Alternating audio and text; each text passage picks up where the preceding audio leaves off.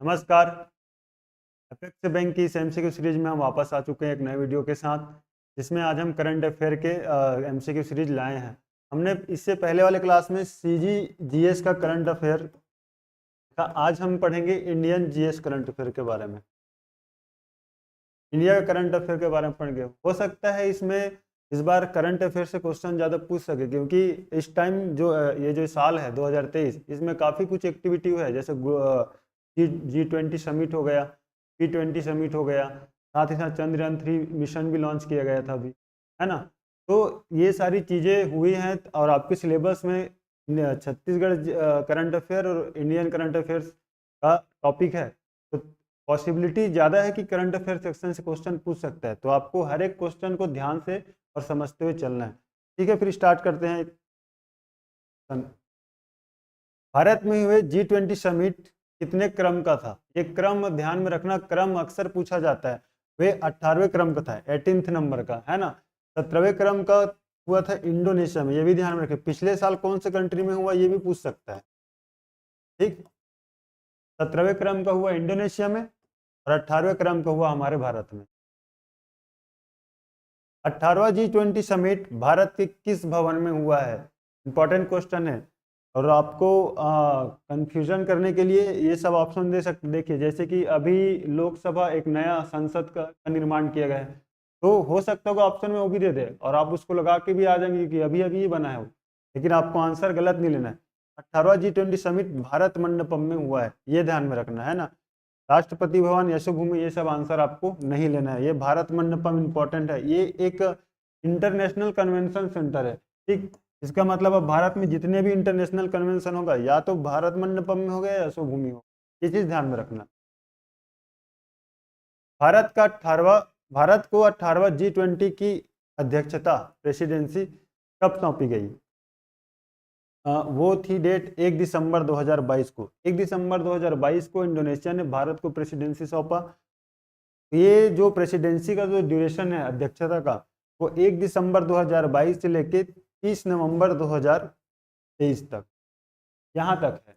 ध्यान में रखिए, 30 नवंबर 2023 को हमारा G20 का प्रेसिडेंसी जो टाइम है वो खत्म हो जाएगा। उसके बाद इसका प्रेसिडेंसी जाएगा ब्राज़ील को।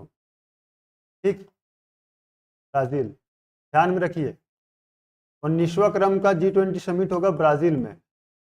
18वां हुआ हमारे कंट्री में, ठीक, और 17वां हुआ इंडोनेशिया में, है ना। CII, ध्यान में रखिएगा। भारत में हुए 18वें G20 में नए देश को स्थायी सदस्य के रूप में मान्यता देकर शामिल किया गया। नाम बताइए। पहले G20 में 20 स्थायी सदस्य होते थे, इसलिए इसको G20 ग्लोब समिट कहा जाता था। अब एक नया कंट्री को, जो हमारे कंट्री में अभी जो समिट हुआ उसमें एक नया कंट्री को जोड़ा गया है, वह है अफ्रीकी यूनियन। अब अफ्रीकी यूनियन जुड़ने के बाद इस G20 में हो गए टोटल 21 स्थायी सदस्य। तो अब इसे G20 के बाद इसको G21 नाम दिया गया है। तो आपको यदि पूछे कि G20 का नया नाम क्या है, तो उसको G21 बोलेंगे। क्यों बोलेंगे? क्योंकि इसमें अफ्रीकी यूनियन को अभी स्थायी सदस्य के रूप में दर्जा दिया गया है। 18वां G20 समिट का विषय वसुधैव कुटुंबकम, मोस्ट इंपॉर्टेंट क्वेश्चन है, किस उपनिषद से लिया गया है? ऐसे हमारा इंडिया का जो आदर्श वाक्य जो रहता है सत्यमेव जयते, है ना, उसको भी लेके एक बार क्वेश्चन पूछ चुका है कि वो किस उपनिषद से है। तो आपको ध्यान में रखना, इतना बड़ा ग्लोब 20 समिट हुआ है, तो उनका जो थीम है और थीम को किस उपनिषद से लिया गया है ये जरूर पूछेगा। तो वो है महाउपनिषद। ठीक, और थीम क्या है? तो वसुधैव कुटुंबकम। ठीक, वसुधैव कुटुंबकम, one one earth, one family, one future, वसुधैव कुटुंबकम महाउपनिषद। 15वां ब्रिक्स सम्मेलन का आयोजन किस देश में किया गया? 15वां ब्रिक्स सम्मेलन का आयोजन हुआ था दक्षिण अफ्रीका में। ठीक, दक्षिण अफ्रीका में हुआ है 15वां ब्रिक्स सम्मेलन। अच्छा, ध्यान में रखिए, ब्रिक्स पहले इसमें 5 कंट्री थे। ठीक, ब्राजील, रशिया, इंडिया, चाइना और साउथ अफ्रीका। अब अभी ये जो 15वां ब्रिक्स 20 सम्मेलन हुआ है उसमें 6 और नए कंट्री को जोड़ा गया है ना। तो अब अब जो ब्रिक्स का जो समूह है उसमें टोटल 11 कंट्री इसमें सदस्य देश हो चुके हैं। तो यदि क्वेश्चन पूछ दे कि वर्तमान समय में या 15वें ब्रिक्स सम्मेलन में कितने नए कंट्री को जोड़ा गया है, तो वो है टोटल 6 नए कंट्री, और इसमें कुल सदस्य देशों की संख्या कितनी हो गई अब 11। ये चीज आपको ध्यान में रखना, ये ध्यान में रखिए, हर एक क्वेश्चन बहुत इंपॉर्टेंट है, यहाँ से क्वेश्चन बनेगा ही बनेगा। Statue of oneness, statue of unity, वैसे स्टैच्यू ऑफ वननेस किसकी मूर्ति है? स्टैच्यू ऑफ वननेस है आदि गुरु शंकराचार्य जी का। एक बहुत अच्छे दार्शनिक हैं हमारे कंट्री के और एक धर्म गुरु भी हैं। तो आदि गुरु शंकराचार्य जी का स्टैच्यू ऑफ वननेस जो इनकी मूर्ति जो बनाई गई है मध्य प्रदेश में, ठीक, ये ध्यान में रखिए, मध्य प्रदेश में बनाया गया इनका मूर्ति, है ना, और मध्य प्रदेश के ओमकारेश्वर के आसपास, यही है ओमकारेश्वर के समीप ये आदि गुरु शंकराचार्य जी का मूर्ति का स्थापना किया गया। इसे नाम दिया गया स्टैच्यू ऑफ वननेस। सभी जानते हो सरदार वल्लभ भाई पटेल का जो स्टैच्यू बने उसको हम बोलते हैं स्टैच्यू ऑफ यूनिटी। क्वेश्चन पूछा जा चुका है जिस साल ये बना था। रामानुजाचार्य स्वामी का तेलंगाना में बना है जहां तक, और इसका मूर्ति को नाम दिया गया है इक्वालिटी का, ठीक। सरदार वल्लभ भाई पटेल का statue of unity, Ramanuja Swami ji का नाम जो मूर्ति का जो नाम है स्टैचू का उसको दिया गया है स्टैचू ऑफ इक्वालिटी, और आदि गुरु शंकराचार्य जी का जो मूर्ति बनाया गया है मध्य प्रदेश ओमकारेश्वर में उसे दिया गया है स्टैचू ऑफ वननेस का नाम। मोहन बागान क्या है? मोहन बागान एक फुटबॉल क्लब है, एशिया का सबसे पुराना फुटबॉल क्लब है, ये ध्यान में रखिएगा, एशिया का सबसे पुराना फुटबॉल क्लब।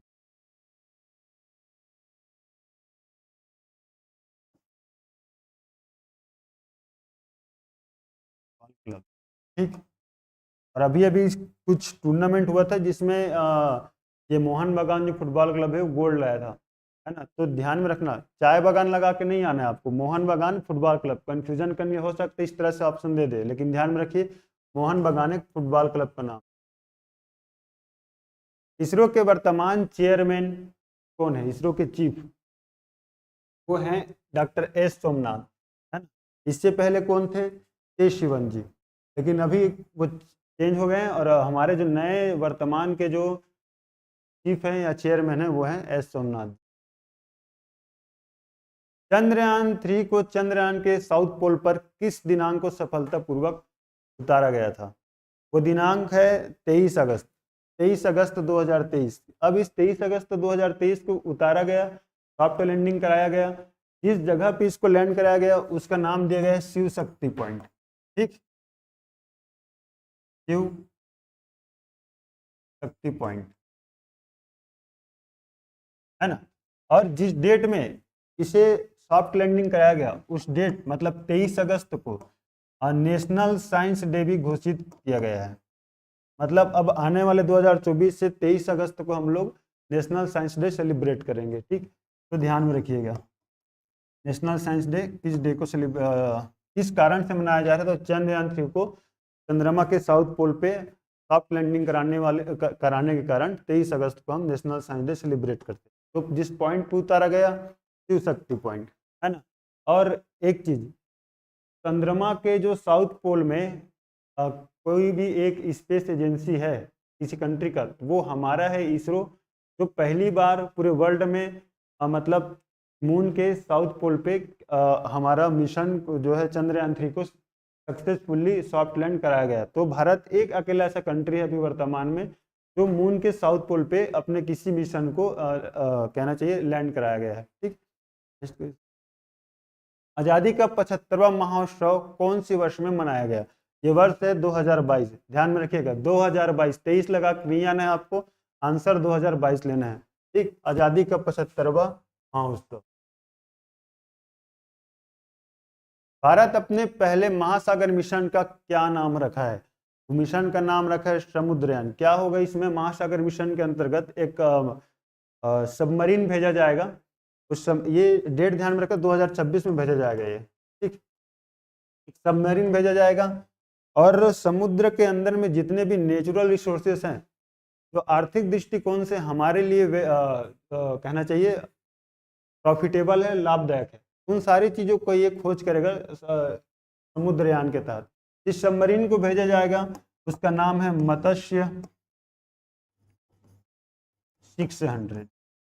ठीक, 600 इसलिए लगभग 600 मीटर की गहराई में उसको भेजा जाएगा।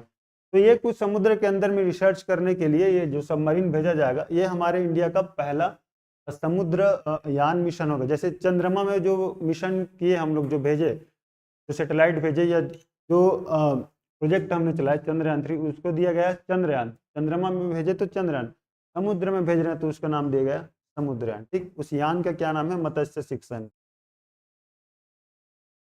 संस्कृति मंत्रालय द्वारा वर्ष 2021 के लिए 18 जून 2023 को गांधी शांति पुरस्कार किसे दिया गया? ये गांधी शांति पुरस्कार दिया गया गीता प्रेस गोरखपुर को। आप सभी देखे होंगे, जितने भी हमारे हिंदू धर्म के जो ग्रंथ है ना, उसका प्रिंटिंग का जो काम करता है, चाहे वह रामायण हो, महाभारत हो, पुराण हो, उपनिषद हो, वो गीता प्रेस के माध्यम से किया जाता है ना। तो उन्हें ये गांधी शांति पुरस्कार दिया गया है, 2021 के लिए दिया गया, 18 जून 2023 को। विश्व तीरंदाजी प्रतिस्पर्धा 2023 बर्लिन जर्मनी में आयोजित किया गया है। ठीक, ये ध्यान में रखिए, कहाँ आयोजित किया गया था? वर्ल्ड आर्चरी कंपटीशन में चैंपियनशिप।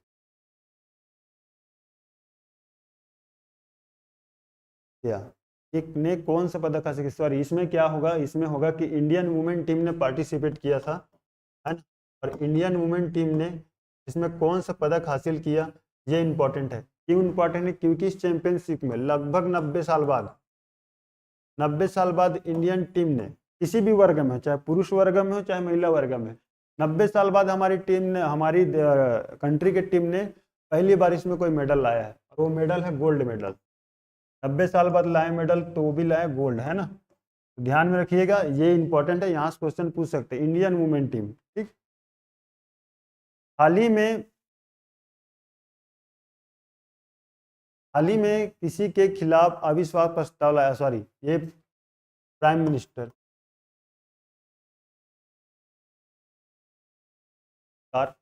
जो भी अभी गवर्नमेंट जिनके हाथ में है अभी हमारी सेंट्रल गवर्नमेंट, उसके लिए जो अविश्वास प्रस्ताव, नो कॉन्फिडेंस मोशन लाया गया था, वो किस सदन में लाया गया था? वो सदन में लाया गया था लोकसभा में। ध्यान में रखिए, अविश्वास प्रस्ताव हमेशा लोकसभा में ही लाया जाता है। एशियन चैंपियंस ट्रॉफी सर्वाधिक बार किस देश ने जीता है? एशियन चैंपियनशिप ट्रॉफी जीता है भारत ने हॉकी में, 4 बार जीत चुका है, सबसे ज्यादा बार। अभी मलेशिया को हराने के बाद 4th टाइम विनर रहे। दुनिया का पहला traditional medicine global summit Bharat के किस राज्य में आयोजित किया गया? ट्रेडिशनल मेडिसिन ग्लोबल समिट मतलब पारंपरिक रूप से जो चिकित्सा के जो तरीके हैं, उन तरीकों को मतलब प्रमोट करना है उसको, इसलिए सीधा सीधा कहें आयुर्वेदिक चीज़ों को प्रमोट करना है या उसके बारे में रिसर्च करना है, उसके लिए ग्लोबल समिट बुलाया गया था। वो ग्लोबल समिट पहला ऐसा ग्लोबल समिट था जो ट्रेडिशनल मेडिसिन के ऊपर था। ठीक, और ये बुलाया गया था हमारे इंडिया में, और इंडिया का वो राज्य था गुजरात। गुजरात की राजधानी गांधीनगर। इतनी सारी चीजें अभी हो रही हैं 2022 से 2023 के बीच में, तो कहीं ना कहीं करंट अफेयर से क्वेश्चन ज्यादा बन सकता है इस एग्जाम में। अंडर 20 वर्ल्ड कुश्ती चैंपियनशिप खिताब जीतने वाले दूसरे भारतीय पहलवान कौन थे? दूसरे भारतीय पहलवान हैं मोहित कुमार जी, है ना। मोहित कुमार जी अंडर 20 कुश्ती चैंपियनशिप का खिताब जीते। इलेक्शन कमीशन इस साल 2023 नेशनल आइकॉन किसे चुना गया? किसे चुना है?